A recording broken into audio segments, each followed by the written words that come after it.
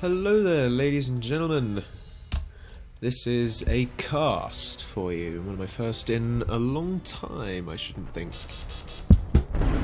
Kaboom! My commander started in a ditch. This time we have a 1 versus 1, and I just hopped into a lobby and said, you know, anyone who wants to join can join. So this is just two players from the lobby. This wasn't organised or anything, they just joined and said it was okay for me to record and cast this, which is brilliant. Which means I can record and cast it, obviously. Right, so, green up north we have Scooter, and in orange down south we have Derase1656. Having a look at these two players right now, I need to, before my next cast, increase my zoom speed. I'm getting a reasonably okay eco build here. 3 mechs and an energy. Might be an idea to get up a second energy before his factory, but it looks as though he's going for the factory next. Or not. The energy. Good. That's a good way to begin. Down here we have started with an energy storage, a mechs and a factory. Questionable. Questionable. And he's going for a fabricator first. Always good. And something you'll also notice is that we've only recently had a new patch, and here it is, the latest bot factory. It has had a artistic redesign, and to me it looks really quite nice. At least you can now distinguish it between this and the vehicle factory. Now I should expect these two players to probably just sort of start building up both their eco and their factory production soon. Now that they're going to starting getting some fabbers out, they're going to go expanding to their nearby, or what I like to call primary mechs expansions. We might see some secondary mechs expansions, but judging by the planet, they've got a long way excuse me, a long way to go to actually get to those. This was a randomly generated planet, but both spawns seem to be relatively equal in terms of their mechs before walking, although I think Scooter has a slight advantage. Just having a look at that HDR. Woo! Lovely. Anyway, getting a radar up, that's always good, so now he sees this sort of area here, and that Duress isn't actually spawned in any of that, although typically you can gauge that anyway, because now the spawns are fixed. Spawns tend to have 5 mechs within the spawn circle, so the radar was not really for judging whether he was spawned in these nearby mechs, but rather just to make sure that there's no aircraft scouting him. Now down here we have a worker who's walking down into the trench. I did not know that was...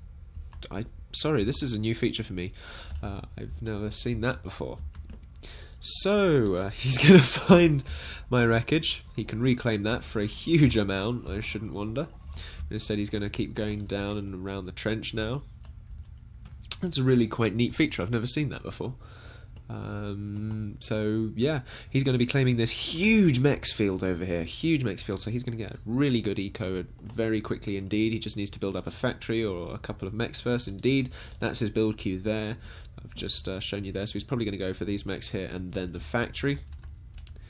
Build queue from Duras, he seems to have gone idle. Ah, there we go. Maybe he was just alt-tabbed briefly. He's getting up a little bit more eco, getting some anti-air mobile mode, so some spinners there. Not particularly advised, because for the cost of 3 spinners like that, you can have a static air defense, which is much more capable, and here it is now coming up, the static air defense. Should probably claim this mech site as soon as he possibly can to get the maximum yield of his spawn. And indeed, green is really expanding now. Scooter really playing this really quite well. Should hope to get a new factory up sooner or later in the main spawn, maybe even an air factory to get some scouting done. So that's a good tip for you guys. Once you've got your first factory and a few fabricators, typically a good idea would be to go for an air factory and get some scouting, depending on the planet size. This is a scale 2 planet, but even so, it is imperative you know where your opponent is and what they are doing. Second to this, you also need to begin raiding your opponent as soon as possible to slow their progress. This game, you know, it's a one-on-one on a reasonably small metal planet, so as soon as you find your opponent, I should hope that you start moving across to deal with it. So as we can see, if I hold shift, we can see a couple of the build queues that are going around. Here we've got a laser tower, single point, and some more mechs expansions going up. However, down here we've got even more mechs expansion, and both a vehicle and a bot factory. The bot factory now getting some fabricators out, should probably sooner or later start getting some scampers or doxes. Here we have the air factory from Derase. An ants beginning to come out of the production line now. Might be wise to spread your base out a little bit more than this, because of, while we're expecting / have got pathfinding upgrades and updates since, it's always a nice idea to spread your base out, because that way if an enemy force does get to your point of the base, they aren't going to destroy it all in as fast a time, and you can get some defense to the region. So now we have a Firefly from Orange. You can now go around and scout, and some advanced bot factory from Scooter. That is quite early for this sort of game here, which has been quite slow and reserved, I should say, from both players. I mean, yes, we've got very large expansion from Scooter, but equally it's reasonably turtleish, because there's nothing aggressive happening other than just rapid expansion. And some advanced going in from Derase as well. It might not be advised at this point because of the low eco yield, and really needs to start using these fireflies that he's produced to start scouting. What? Start scouting, there it goes. So this firefly is going to see this base over here, he's not going to like it. So either he's going to assume this is the spawn, or he's going to scout more, which he is doing, good. And is going to see, that's not the spawn, that's just a ridiculous amount of metal my opponent now has, and I need to do something about it. So I should expect we start to see mobilization from the ants and the spinners momentarily. I should hope, anyway, because he should have seen a lack of defense and should be exploiting that. But it's a little bit late now, because there seems to be some defense going up. So another opportunity wasted there from Team Orange. These are some of the things you need to watch out for. And what is... Did you just see those pelters just pop up? What? Just explain to me, please. What?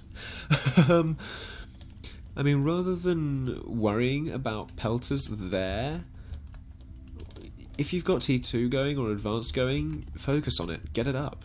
Use the advantage while you have it. Better still, rather than spamming out pelters, get some scouting done, because you haven't even begun scouting yet. All we have so far is this economic expansion with a bit of defense queued up. There's been no scouting attempt done from Scooter whatsoever yet. However, Derase has done that initial scouting initiative. He's even got some bumblebees, hummingbirds. He really needs more factories now, but as soon as this advanced factory goes up, he may begin on his advanced eco, or again on some levelers. But we shall have to see. Time will tell. I haven't seen the latest advanced bot factory. It looks pretty similar to what it was before.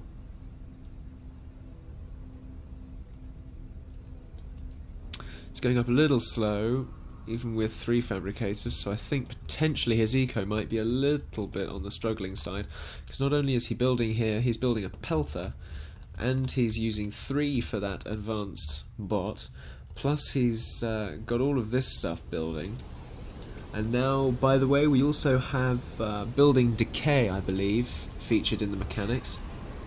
And over time, if you don't build something, it will sort of gradually lose health. But you can see we're a little bit on the overproducing side from Scooter. Yes, he has a large amount of eco, but I think potentially a little bit of overproduction. Finally an air factory, so finally we'll get some scouting going on, and the advanced vehicle factory is nearly completed for Derase. There it is. Now we can start with some advanced. And here is our first offensive. We see 5 spinners and 4 ants beginning to move across the field, potentially assisted by a group of bumblebees. Needs to use his commander. You don't want to leave your commander sort of sitting idle for any extended period of time, and mobile artillery. Stompers, I believe. No, they're not stompers. That's completely the wrong thing. I can't remember what they're called. Goodness, it's been that long since I have used them, seen them, or played with them. Now he's moving his commander. Good, getting up another air factory indeed. So maybe he's going more for an air offensive. Might be always a good idea, just in case. But again, scout, scout, scout, ladies and gentlemen. You just got to keep scouting, because as we've already seen, Scooter has not even begun scouting yet. Derase has attempted it over here, and he hasn't followed it up with any future scouting, so he won't have seen this T2 here. He won't have seen these extra defences going up. He won't have seen any of that. And he needs to, in order to be able to plan his attack well. But something else that should be noted, he's not doing attacking. That's something you really should be doing, raiding as much as you possibly can. Gosh, what is that thing called? Sheller, that's the word for it, sheller. Goodness, completely forgot about that. I do apologise. Over here we've got a little bit of defence for his expansion. That's always good. Just make sure your expansion isn't completely free gain for your opponent should they raid it. You always want to make sure they're losing something, or at least fighting for whatever they want. I mean, on small scale expansions like this, if they take the expansion and you've got the rest of your eco like this, it's not too big a loss, but it's worse if they didn't lose anything while trying to destroy your stuff. You always want to make it worth your while in as much as you possibly can. Now an advanced air factory from Orange Derase. Now something I'm noticing in this game, this seems to be your sort of SimCity game, much more from Derase than it is from Scooter. Scooter seems to be going much more bot heavy. Over here we're beginning to see a Firefly almost produced, and he'll probably go scouting soon. We do see an initiative along the South Pole, but as I was saying with SimCity, it seems as though Derase is building sort of one of everything to sort of experiment. Might potentially not be wise. You really sort of, this is where scouting comes in as well, because then you can gauge what's going to be effective against your opponent. And this offensive is now going to come in, and unfortunately the anti-air isn't actually going to do anything because it's mobile anti-air and it doesn't shoot at the ground anymore. But the answer there, what we do have however is a pelter. So this is where scouting comes in again, and paying attention as well, because he should be able to see that the pelter was shooting at those things. And we've got some wall spam here, that's disgusting. Again, this is just a public game, this was not a gentleman's rules game. Typically, gentleman's rules state you are allowed one wall unit per defence tower. So be that double point, single point, or anti-air. I believe it's changed so that pelters do not count as a defence tower now. So you cannot put a wall in front of a pelter. But you can put a defence tower in front of a pelter and then a wall in front of that, should you desire it. And that was a bit of a waste from Derase. He should really have been following that up. But now we have some shellers who could potentially die from this scamper now. In fact, it looks as though they might do if he can keep control of this. This single, he got one sheller kill. That's not to be argued with or sniffed at. But now we see the levelers coming out, so potentially some more destructive means of attack. Meanwhile, up in the main base we see some advanced eco coming out from Scooter. We see some other Fireflies there. They should be scouting now that they're produced. And we see expansion all over the planet, and indeed now expansion from Derase as well. This is something you want to watch out for. And indeed, wow, we've got a catapult going up and a pelter as well. So this is going to start posing much more of a threat for Derase, because it's, you know, in range of what he's building. So this air factory is not going to get completed. The Fireflies are going to get killed, but they've now in effect got the scouting. If I just close Derase, what Scooter can see is not this expansion over here, but he has now scouted Darase's base, and he can see what is going on in it.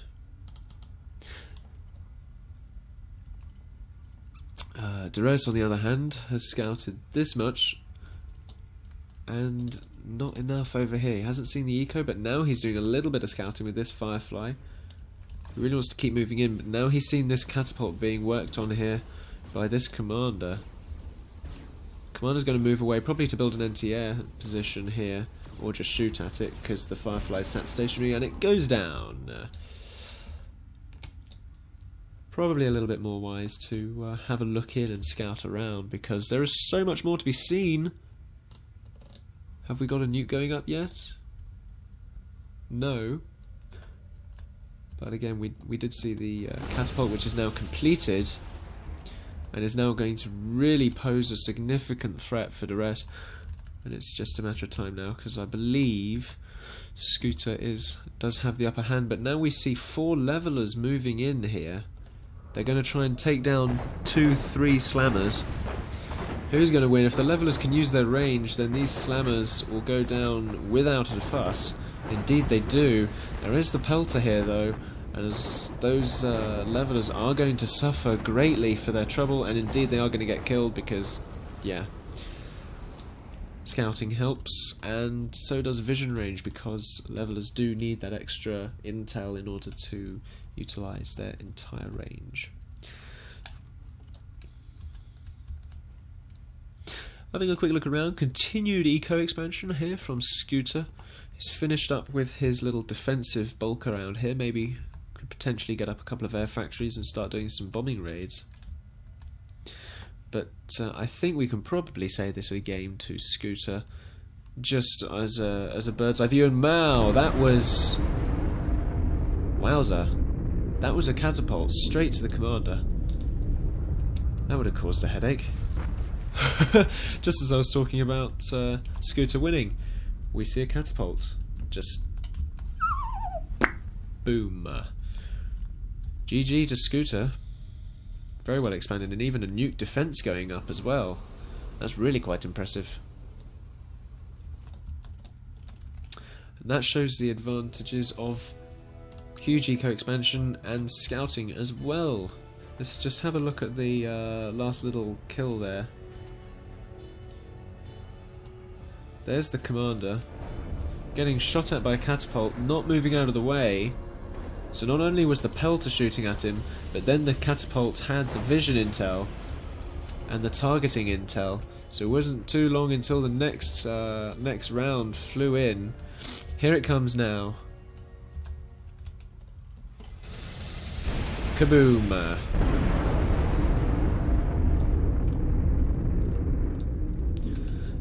Neither player considered using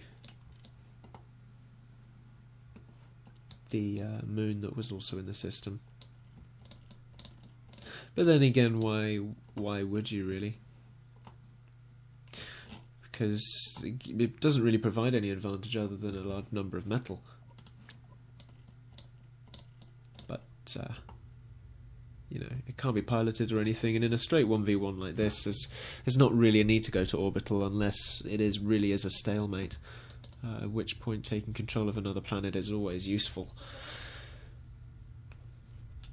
But don't forget, taking control of additional planets stretches your attention span over further frontiers, and therefore makes you more liable to destruction in your main.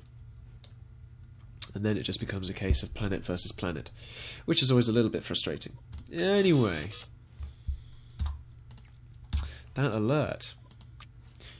Main menu, yes please. So, I hope you enjoyed this. I hope it's given you a few tips as in while comparing to that game.